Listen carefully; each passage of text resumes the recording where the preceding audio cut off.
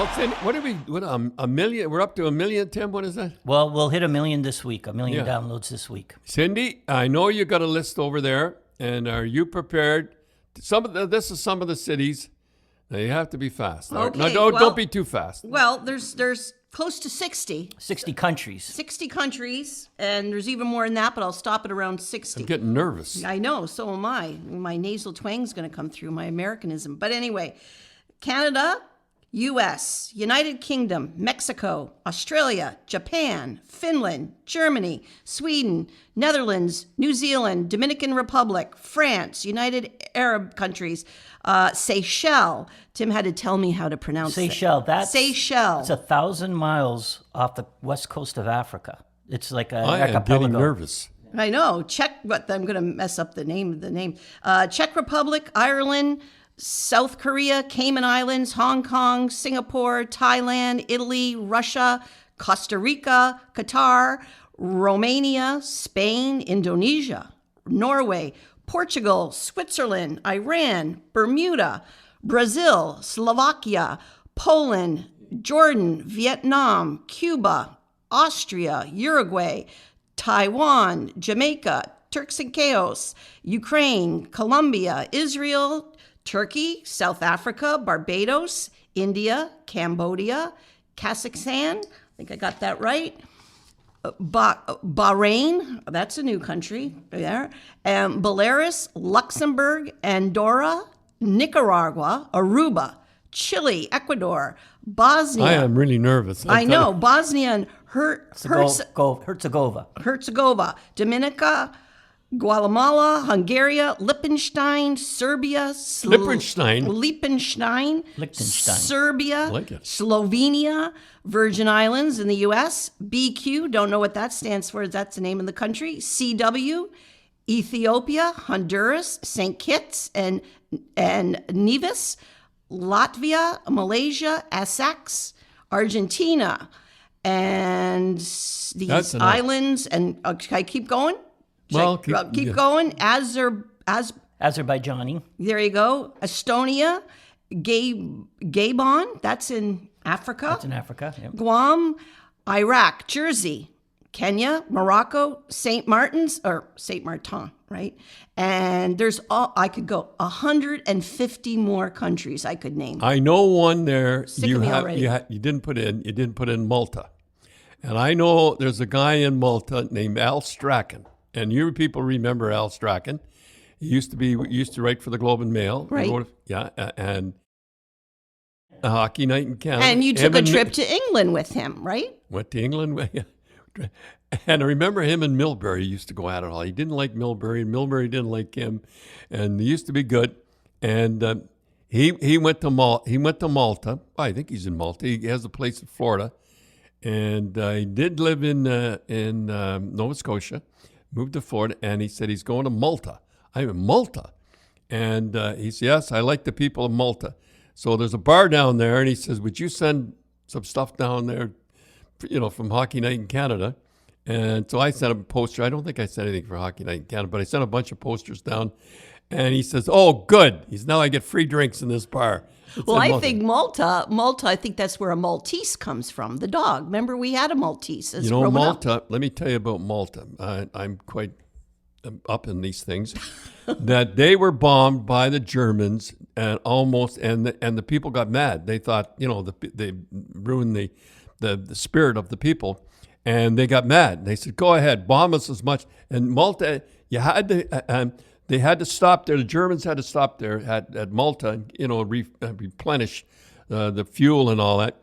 And those people of Malta, they took the bombing every day, and they didn't quit. So that's why Al's there.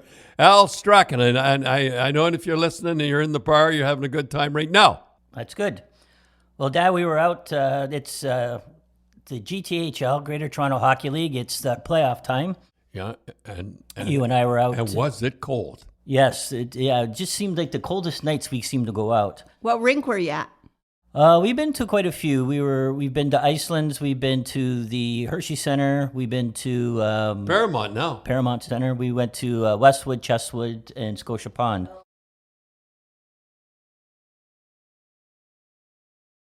I don't know them, but I know, and it's funny thing is, and we were there, and we were sitting by ourselves, and all of a sudden, Mark Hunter comes with his scouts. What was it?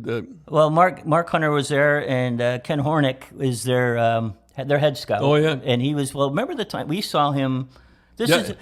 Here's the thing with the London Knights of the OHL. They're the evil empire of the OHL. Montreal used to be that way. Right. They're the New York Yankees. They're the New England Patriots. So you say that in a loving way. Right. And everybody says they don't rebuild, they just reload.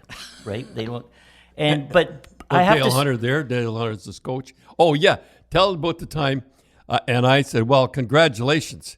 And what's the first thing? Yeah, so we were at a game, and I should just tell people, I scout for the OHL Central Scouting, and I've been doing, you know how long I've been doing that now? How long? 20 years.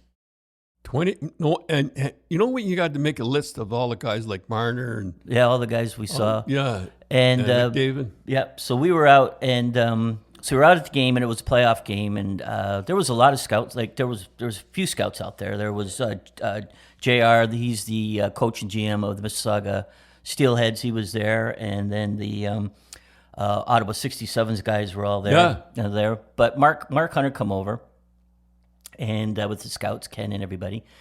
And so you went up and said, No, he was there, and I said, well, congratulations. Right. You said, congratulations on winning the gold medal. And what did he... Here's what he said. He said, and now all the things, he won the gold medal and everything's, and all the guys, and he said, you know what a guy said? And he's really ticked about this one. It shows you, people say they don't read the paper or they don't do that. This was after, he said, he goes, we're playing well, we get beat 6-0 by the Russians, and this is what happens. And he said, now you go ahead, I forget what he said. Well, it was an online magazine, if you want to call it, that thinks they know hockey, and they put the title, Mark and Dale Hunter, the most overrated minds in hockey. And he remembers that. And the funny thing, he doesn't remember, he won't mention the guys who win the gold, but that's the way life is. And we're talking to guys, getting in trouble. My buddy Cassian got 7 games. What did you think of that, Tim? Well, I think, I don't think he meant, if he really meant to kick him, he would have cut him in 2. But I think he meant to push him off. But you can't do that. It's a funny thing. I really like Cassian. And what he did was, it was a mix-up down there, and really, he did. And here I am making, there Cherry making excuses for get 7 games. 7 games is good. You can't kick a guy. He didn't kick him. As far as I'm concerned, he didn't kick. He sort of kicked him. He sort of pushed him off, but he got 7 games, and I think he's lucky he's only got 7 games. I could talk about, and people are sick of, well, maybe you're not. My buddy Chris Simon, and I tell you this story. This is a true story. This is hard to believe, folks. 52 games he was suspended, and his victims, if you wanted to call him victim, missed 1 shift. 52 games. Chris Simon. I remember I told him, I said, Chris, the referees have got it in for you with your long hair. I said, you got to cut that hair. He had big long hair. And he's, well, my dad likes the hair and everything. So, well, you're going to get penalties. So he cut the hair. So you know what? He still got the penalties. So, Dad, I got to ask you, about the kicking and all this. You've been in a lot of fights. Did you ever have an occasion where a guy takes a swipe at you like that? I remember my brother had an awful scar on his left arm. I never forgot it, and I never forgot. Every time I'd see this scar, and it was a beauty, and I never forgot that. And I asked him how he got it, and he said he was in a fight with a guy, and the guy was down, and the guy as he got up, the guy kicked him and went to kick him in his face, and he brought his arm up and caught it on. I think it was in the Central League. I'll tell you how this all came about. Ottawa Hall Canadians, great GTHL, were playing, and they were playing the Sudbury Wolves. I was on the Sudbury Wolves, and I was on the bench, and the big fights going in the corner. And for some reason, their player coach, and that's what they wanted, was a player coach for the save money, I guess. And I'm on the bench, and Eddie Stankiewicz is to my left, and we're watching the fight, and for some reason, their player coach, big guy, grabbed our goalie, Carl Wetzel. Now it's coming back to me now. And for some reason, he keeps punching our goalie. And that's different. So Carl, he was a big guy too. But he would just keep punching him, like from behind. I don't know. So anyhow, I turned to Eddie and I said, Eddie, if he punches our goalie one more time, we got to go. You got to go over the boards. We're going. And Eddie said, I'm game. and he was a tough little guy. Yeah. So, and he punches him one more time. Over the boards we go. We get about 50 games now if we did.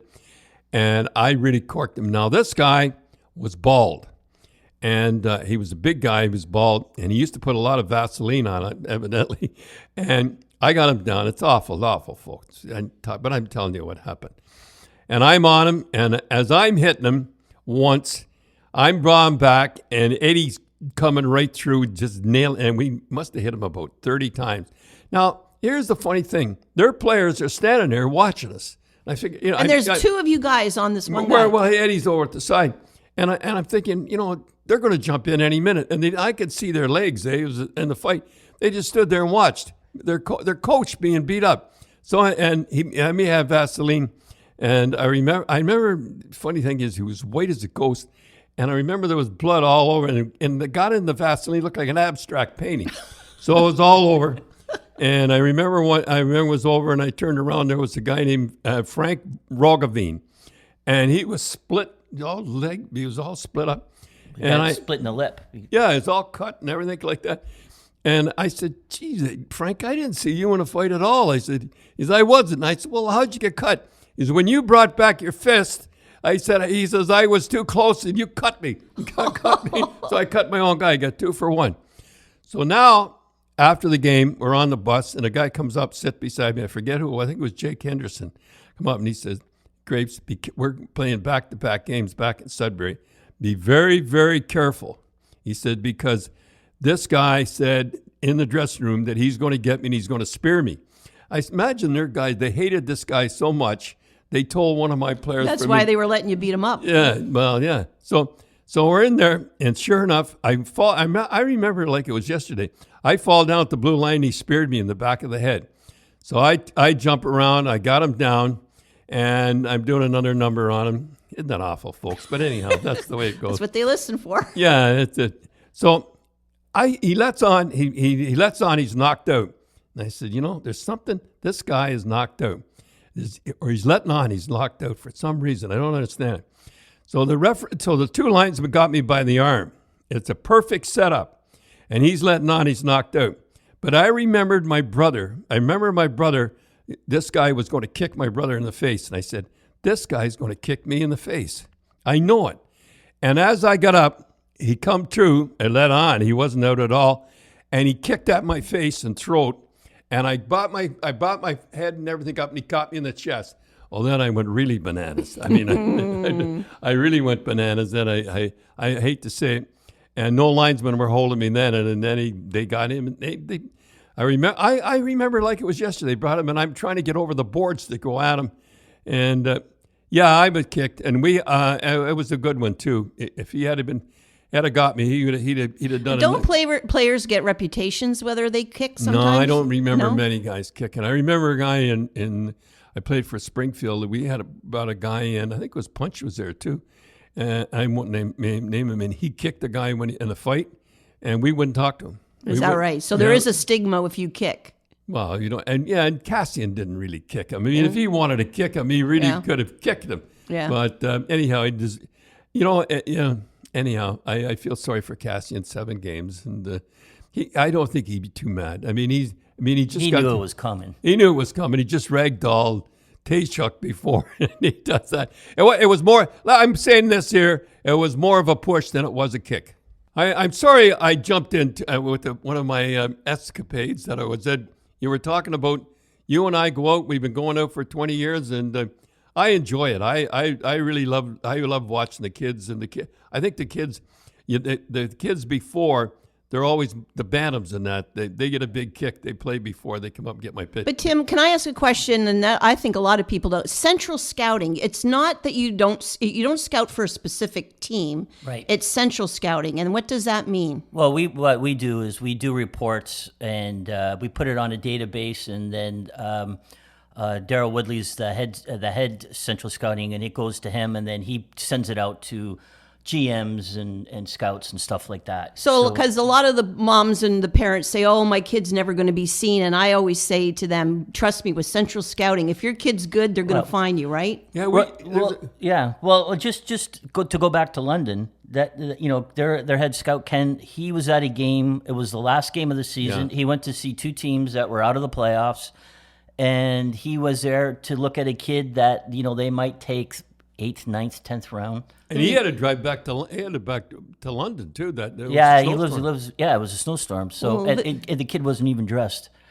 Oh, well, you've done that, right? Yeah, you go and look for a kid. Tell a story about Tardif. Remember? Yeah, we were looking. This is when we had the Ice Dogs. We went to go see Jamie Tardif, and we were debating whether to take him Oral Sullivan, or Taylor Hall. Nathan Horton. So we go and we drove to, it was Welland, I believe, and remember it was snowing. Oh yeah, it was just brutal. So we were driving and we get there and the place is full of scouts. And we were up. Somehow we were standing up high. Remember that? Yeah, we were standing up high. So we're sitting there, and so we're going to see Jamie, and he gets hitting from behind. He gets thrown out 30 seconds into the game. He hits a guy from behind. Got thrown out of the game. And so, but remember what happened then? It was a tier 2 game, so it wasn't like 3 minutes. It was like a full 3 20-minute periods. And almost all the scouts left. Oh yeah, all the guys left. And then, but we stayed. Yeah, I said I can't go because the rest of the kids, if I leave, looks. Yeah, it doesn't look nice. And didn't some of in the past coaches, that means a lot to them that you stay and watch. I met one of the coaches in the airport, and he said the kids couldn't believe that you stayed. Well, they could believe that they appreciated how they appreciated that I stayed and I didn't leave. And then I got a letter from one of the coaches that don't if think I the start parents, the game, if I start the games, you can't I leave. don't care. I cannot leave. And no matter how bad the game is or anything like that. Well, I remember we went to another game. So we drove down to Welland to see another game, and you can't believe, like, when you go to those small towns, this was like provincial junior A, it was just packed. It was it was standing room only 3 deep. So we went, and so Jamie was playing, and so it was score time between the periods. And what they did was that it was just outside the blue lane, and they had they got like a tire to put in the net or something like that you could shoot through. And then the person that got called, he could say, well, I want so-and-so to shoot for me from the Welland Tigers. A player that was playing the game? So Wow. So this girl goes out and she says, I want Jamie Tardif. Well, it's full of scouts. You could just see he was embarrassed. Now that's pressure. He walked out and he went zing, zing, zing. 3 shots, right dead center. And right he was through, embarrassed. It skated right off. And then another thing I remember about that was we go and we were sitting in the press box for the one game. And so you always bought 50-50 tickets. Yeah. So we went and bought 50. So I went and I bought. You bought like $10 of 50-50. 20 bucks. 20 bucks, whatever. And you win. Yeah. Well, So- what am I going to? Yeah. What I win. Don Cherry wins takes money the money. and takes the money. So I give the money back. So you get the money back. So, and again, I bet you there was 2,000 people in the rink. So it would have been a good kitty. It would have been. So then we go a week later and you buy, $20, $25 worth. You win again. And I remember looking at you, and you got the tickets because I don't have my glasses and everything. And I said, and so you don't say anything. I said, don't tell me. So $1,400 bucks. It was $1,400 bucks. Oh my goodness! So, yeah, because you said, well, how much should I give back? And I said, well, how much you think? I don't know, $300 or $400. I go, no, it was about $1,500. Oh. $12.50, I think it was. And then the game that Jamie Tardif got thrown out, you want a free pizza. You didn't win the thing, but you want a pizza. So we're standing there with this pizza. Jamie Tardif comes over and you want a pizza? So he took it to the team. We have a lot of fun going to the games, and I think one of the games. A game I always remembered was that game. What was that town we were in? Not Uxbridge. Yeah, we were It was Uxbridge Bruins versus Little Britain Muskies, I believe they were. And it went into overtime, and I had to drive. We had to drive back, and everybody's giving me a hard time. Well, it went into 4 overtimes. It was a 4th overtime. We left. It had to be about 2:30 in the morning, and it was. Like, the movie was like a Disney movie. Like, it was like if you're making another Mighty Ducks movie, like, guys are ringing them off the post, and these goalies are making unbelievable saves and breakaways after breakaways. And it was 2:30, and so Dad... So I'm walking out, and the guy's giving me a hard time. Oh, yeah. You're a great hockey guy. You're supposed to be a hockey guy. We're going in overtime. I said, well, look, I got to drive all the way back to Mississauga. He said, oh, yeah? I have to get up to work for 2 hours. So they were. And remember the first time I ever saw this, was a guy's looking at the puck's laying there, and the guy sees the linesman coming. Like the whistle's blowing, it was an icing. And the guy takes the puck and hits the glass, and it goes right back to the linesman, catches the linesman. Did you see that? Yeah, the stories you guys come home with and all. And how about the phone, when the guy with the phone, the father flips the kid the phone? You were telling me about that. And phones, are pretty expensive these days, right? Oh, yeah. I remember that one. Yeah, I forget what rink we were at, but it was like we were sitting up and the rink was down, and the kid wanted a picture, and he was yelling at his dad to throw his phone up. And you could see the dad really wasn't too crazy about but everybody's watching. So now he's got to throw the phone probably 30 feet in the air, and the kid caught it. And then I looked at it, and then I took the picture. It was a brand new iPhone, so I'm thinking, boy, imagine that kid dropped it. And now you got to throw it back. Well, I gave it to the kid. He dropped it back down. Yeah. It's a funny thing. When we go to the games, the kids, in the one team, Marley's all the time, and most of the kids wear shirt and ties. And if they see me away in the distance, they go in their bag. They don't have their shirts and ties on, and they put their shirts and ties on. I just love it when I think about it. What sport in the world? Well, I'm not starting knocking all the rest of the sports, but you see them walking into the thing. What sports in the world has 12-year-old kids practice and play and they have shirts and ties on? Remember we were at a tournament, and so we were at a tournament, and it was just, you were getting mobbed, and this team came, and they just had sweats. Oh, they had t-shirts on. I'll never forget that. But they were like they had sweatpants and shit. Yeah. But you kind of looked at them. So go ahead. So so I had the picture taken with them, and I thought kind of funny. All the rest of the kids shirts and ties, and I go. So they leave, and then I think it was the Toronto Red Wing kids come up. Yeah, and then they all have shirts and ties on, and I said, it's a funny thing. I said I had the picture taken with the team before, and he says, they're from Detroit. You guys have a reputation, all you scouts. I had to enlighten you what the parents, because they see you, all you scouts, and you're judging all their kids and how good they are. And I was sitting with a bunch of them, and they said, look at them up there. Look at them judging our kids. And that's what we do. I'll tell you a story. But you know what they call you guys up there? I had to tell you.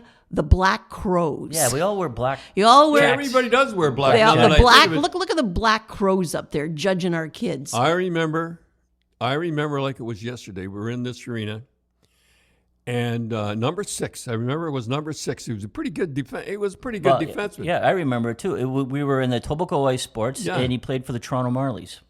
Is that right? And I remember this father ran down and yelled at the coach, and I could see every coach. I looked at all the coaches, and they just stroked the guy's name off. And so I said something to one of the coaches. I said, I see everybody's just. I says, what, are you kidding? If I get that guy, if I recommend that guy to go to and Dale, it was a London guy. He says, you imagine I did that and that father, I'd be gone in a minute. Well, on that same note, Tim, is it an urban myth that you guys check out the mom for other reasons of, Well, I guess what they say is that if a mom, like they look at the moms to see if the kid's going to grow. Right. Like if a kid's I didn't know that. They say if it's a big tall mom. If a mom's bigger, then they think the kids are really going to grow. Are really going to grow. Because most boys take after the mother. I didn't know that. But it doesn't make any. I think all the kids are big now. How about the mother? How about the mother we're walking out? I got to tell this story. And the kid's playing for, I know it's Ottawa right now. He's a good kid. But we won't mention his name because he'll be embarrassed. Don't mention his name. You don't want to embarrass him. He's playing for the 67s, and I think he was drafted in the NHL. Yeah. So I'm walking out, and this mother says, look, I have to tell you a story about my son. And he says, I hate to admit this, he says, but I looked in, his wallet was laying there. And, and I'm a mother, and he's a 15-year-old kid. I have to look to see what's going on. So sure enough, I looked through his wallet, and it come to this, and it's bent, and it's a picture, but you can see it's been folded over so many times. It's got a wrinkle, the wrinkles and everything. And he said, oh yeah, he's kept a picture of some girl or something, a naked girl or something like that. She said, I opened it up, it was a picture of you. And, the hockey moms, they're something else. How about the one that was embarrassing? Sometimes they do embarrass their kids when they come up to you. Oh, that was a good one. About the cupcake? Cupcake? Yeah, it was about 3 weeks ago. For your birthday. We got to tell you, this was one of the first times you came back from. Yeah. We went out since the whole Sportsnet incident. Oh yeah. So it was funny. You could see people before they used to come up, hey Don, how are you, and everything like that. They were like the Pied Piper. But this time the first people were looking like, should I go up and say hello or shouldn't? Poor guy. Yeah, they were Poor kind guy. of. Yeah, what do I say? So a mom comes up, and it was her son's 13th birthday, and she gave us 2 cupcakes, and you could see the kid dying 1,000 deaths. And then once she came up and said hello to our talk, that everybody came up. Yeah. And then.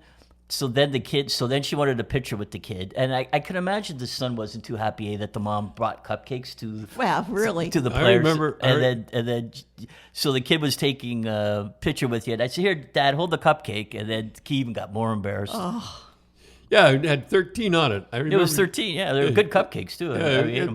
Well, you know what they say. You know the difference between a hockey mom and a pit bull, eh? That was the old story. Lipstick. Oh, that's nice. Well, all the mother... They're tough. Well, hockey moms, look at the... Well, they're the ones that seem... And, I love to go, and I love to hear the ones clapping all the time, eh? Yeah. After every... I look to see it, it's always a goalie's mother. Oh. Yeah. They always kind of sit by themselves. Yeah, they do. If their kid's in goal, if they'll like I'll sit with the parents if my son's not in goal, but if he's in goal, I sit by myself. Yeah. But the funny thing is, too, is people that in the media, and they say, oh, hockey parents and all that, and, they think they're screaming and yelling. We go to the games. It's like a church. Like, you can hear a pin drop. Well, it's AAA. AAA's like that. Like, you go to single A or double A, the parents are a little... Yeah, they're a little bit more boisterous. But you go to, the AAA, and these are the high-end kids that are looking to go to the NHL or OHL or wherever. And you can hear. Well, maybe they know you scouts are watching. Who's yelling and screaming? No, they don't yell. There's never any violence. Well, you know what I couldn't get over? They score. They don't even clap half the time. You don't even know if the kids. Well, they don't want to. The kids. We went to one arena. Tim, where was it? And it was a small arena, small ice, and the guy was playing music in between. Oh, it was I keep calling it the Hershey Center, the Paramount Center. It was Rink 4 at the Paramount community Center. It was a small ice service, eh? Yeah. And the guy, I don't know where I guess the guy in the penalty box, the kid was playing music in between, and it was cold, but it was just terrific, wasn't it? You could hear it's funny how, people talk that they need to make the ice bigger. And we go to in Mississauga. There's a rink, Icelands, and the main rink. And I wouldn't say it's Olympic size, but it's a lot bigger than a normal size. And you wouldn't say you see bad games there, but you never see a really good game. And then you go to some rinks that no matter what the game is, you go, boy, that was a good game. Like the Hershey Center rink, Westwood, Chestwood, all those rinks are good. And you enjoy the game. I mean, you really do enjoy the game. And you know what? AAA hockey, if you and I, what do you call, what is that called? Rep hockey or what? We go We call it AAA. I don't know. I don't know. Rep hockey, whatever. How about in the days when Max Domi was coming up in Darnell, and how about ice sports on a Friday night and all the So this is the children of a lot of the Leafs are coming up, right? And he's Thomas and Ty would be there, and remember that on a Friday night, all those players and Gilmore's kids would be there. I remember they got Sundin to talk to Max because Max would get over the line and wouldn't shoot, and so he had Sundin. Ty had Sundin. You got to shoot, and the old story. I should tell a story that one of that right kid that's playing for Kingston. Yeah, and well, he's Shane Wright, playing for Kingston. He played for Don Mills, and he got exemption, so he's 15 year now playing in the OHL. Yeah, people will be telling me about him pretty soon. But we watched him when he was really young, and his head scout, the guy that's his kind of his agent. His agent, yeah, said, "Would you talk to him?" I said, "No, I won't talk to him." I said, "But just tell him one thing: guys that shoot drive expensive cars. Guys that pass don't drive expensive cars." I think he got a hat trick the next game. Yeah. Well, you always blame Leanne because of Max not shooting more. Remember, Why? Well, because when he was small, she'd always yell pass, pass, pass. You know, because that's what a lot of hockey moms do. They want the kid to pass because they don't want their kid as a reputation as a puck hog. Well, when Gretzky played, that he used to get all the goals. They said that he used to cry after the game because the parents all got mad at him because he wouldn't pass the puck. But he had one thing in mind, and it's funny you saying that because we went out and saw a kid. I should go look up his name. Plays for this Mississauga Senators. Loshing, I think his name is. Yeah, he's a French guy. French player coming over to play the GTHL. But you said, I like him. And I go, why you like him? He's selfish. And you say that with all affection. No, selfish. Now that, and you know how if you hear the word selfish, you think of it's negative. But when he gets over the blue line, he's got one thing in mind: to put the puck in the net. And there's one thing that coaches holler more than anything: shoot the puck. And guys this guy shoots the puck from anywhere. Yeah. And if you think back, think of Kane when he won when Chicago won the Stanley Cup, where he shot the puck from the corner. We didn't even know it was in. And he's jumping around going, what the heck's he jumping around for? It went in. You shoot the puck. It always goes in. You never know. The old story is you never know what's going to happen. Shoot the puck from anywhere. All right, that's enough. That's enough talking about minor league hockey. The people out west and Nova Scotia are sick of hearing about around Toronto, but that's where we live, around Toronto. If we're in Nova Scotia, if we're out west, we'd be going there. So Thursday, we're going to talk more about minor league hockey and what you should do and what you shouldn't.